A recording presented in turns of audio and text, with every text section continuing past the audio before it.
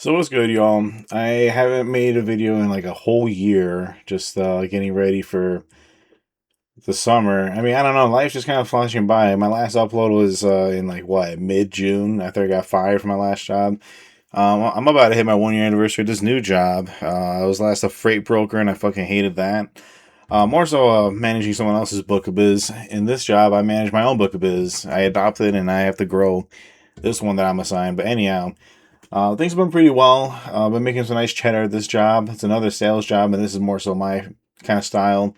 I sell office cleaning and school supplies. Won't say for who, but it's going pretty nice. I did just want to talk about um, this week's big controversy that PlayStation's ending a physical distribution of their discs, which is really worrisome because I still buy my 4K Blu-rays and I still buy my games. I play mostly on PC, and the reason why PC doesn't really seem to get flack for going digital is because there's different digital storefronts and there's different prices you could get them at. I hope lawmakers do step into this and tell Sony that they either need to allow other stores to be made for PlayStation or keep making discs or something. Because I mean, that's my only appeal for consoles. Really, I bought my brother PlayStation for GTA 6. However, it's only going to be on download. So I'm like, what the fuck? I think I might still fold like a lawn chair, but I don't think really I'll be spending $100 for any standard edition of any other game or whatever. I mean, because looking at the Ultimate Edition, it's just full of shit that should have been in the game anyway. So I mean, they just kind of wanted to price it at 100, but felt like fuck it, we'll remove features and make that the standard edition. Um, I don't really know because I mean the whole physical aspect of like, hey, if, I want to borrow this game. That's what keeps me interested in consoles as a mostly PC gamer. I bought my first PC in 2017 and I had a 1070 in there. And up until last winter, I built myself a 5080. Right during like the RAM was like right as like RAM was spiking up. Excuse my stutter. And I thankfully I bought my hard drives when they were still like 200 for 2 terabytes. Now those same ones are going for like at least double, which is criminal. It's crazy how much expensive it is to game these days to really want to own any kind of technology.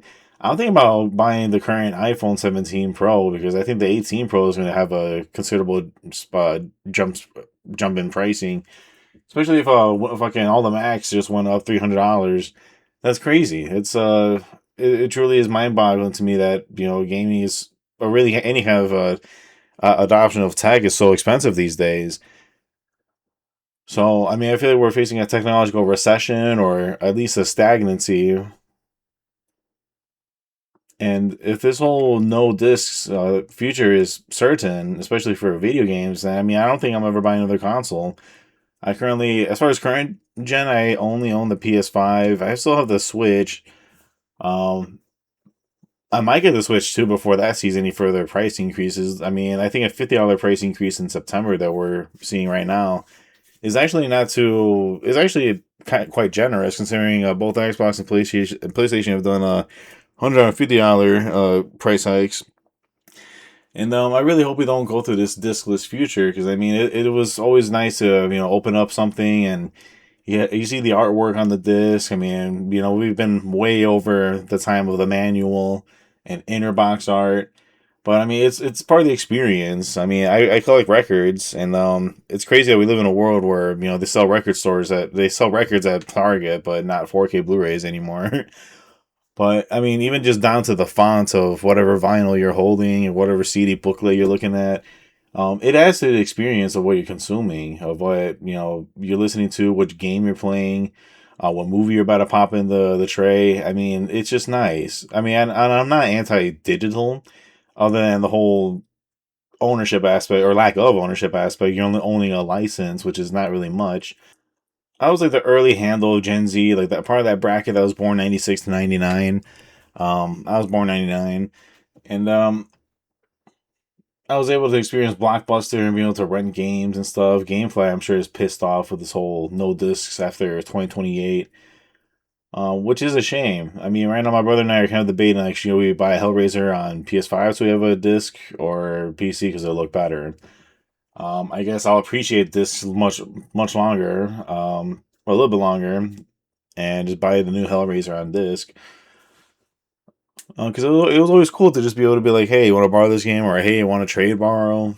And with this, there's none of that. I mean, there's only game sharing with like one other account at a time, which my brother is doing that with his boys, and that's cool and all. It works out for them, and he uses the PlayStation that like a little bit more. It sucks 'cause I was trying to play Ghost of Yotei, but he redeemed that shit to his account, which I bought the PlayStation for him mostly. Um, but it sucks. I can't even boot Ghost of Yotei. And I mean, no matter what avenue of gaming you're looking at, I mean, with all the restrictions and shit we're seeing with these two companies and having no discs, I mean, I'm sure Xbox is also wanting to do no discs for next generation. I mean, both consoles, I mean, have released with variants that had no disc tray. So, I mean, I'm sure even though Sony's taking the flack right now, I'm sure that Xbox is not too far behind wanting to do this. So, at this rate, it all just comes back to just owning a PC is just the better option. And I mean, it's a bummer. I mean, I'm reading that games are just simply too big to simply run off the disk. That's kind of why it's better to just download whatever data is necessary and download it straight to your SSD, and it runs faster there, which is a hard fact. I built my new PC with nothing but SSDs, and yeah, everything loads extremely fast. I think I could reboot my computer in like 10 seconds. It's honestly a good time, and I'm just appreciating my computer more and more, and more so, especially the time that I built it, because I think the value of my computer probably flew up what 20% since I built it in November, December. Um, it is truly crazy. I'm not sure if we're seeing any new GPUs next year. Nvidia confirmed back in January there's no new GPUs for this year. So I mean, right now, having the RTX 5080, I think my card is the current third best card on the market right now for Nvidia. Um, but I just wanted to blabber on about just no discs, and it's just it really is a shame because I like going to stores like Disc Replay and occasionally buying some old games and such. Because I mean, again, they're just killing the appeal of the console to me. Xbox, if those fuckers would have made Gears of War E-Day be a true exclusive, that probably would have gotten me to pull the trigger on uh the new Xbox Series X.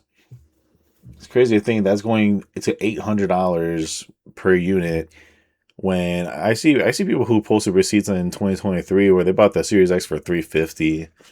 I wish I would have done that back then, but even then, I don't have much reason to, other than maybe upscaling 360 games on there.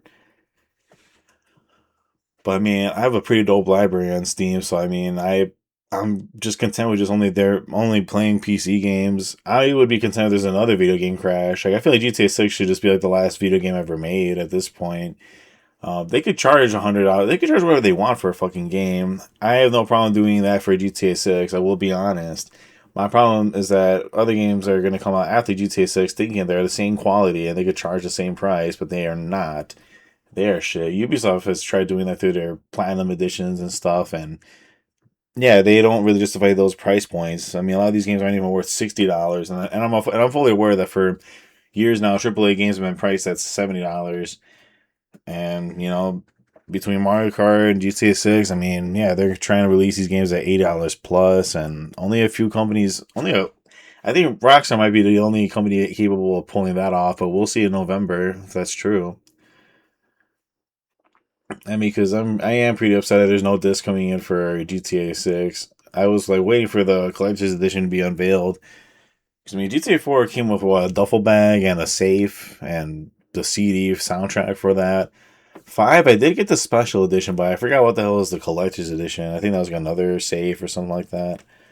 I was hoping to get that this time around, but now it's just $100, no case, no game, and it includes cooler features of shit that should have been in there in the first place. I mean, looking at like some of the stuff like between cosmetics, I mean, back in the day that would have been just a cheat code, but here we are now. Um, There's only a few games I ever plan each year to buy at full price. I think I only bought Resident Evil Requiem at full price. I do want to get Mouse PI, and I know that's on sale on the Steam Summer Sale right now. Let's see. And funny enough, Mouse PI is actually getting a physical release this month on PlayStation, and I think Switch too. Um, so I don't know. I think I might just wait to get the disc at this point. I don't know, or I might just keep it on PC and just download it now. I mean, but see, but like as soon as like the PS5 and PS6 just go discless, I mean, it's not even going to be a question. I'm just gonna just keep it on my fucking computer.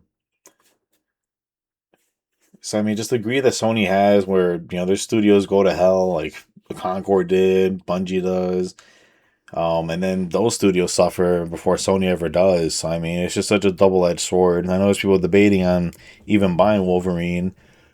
I think I will, and I will definitely get it on a physical copy because it might be some of the last Marvel games ever made, or at least ever kept on digital disc, or excuse me, physical disc. Can't even speak to them. But anyway, that's enough rambling. I'll let y'all go. Until next time. Bye bye.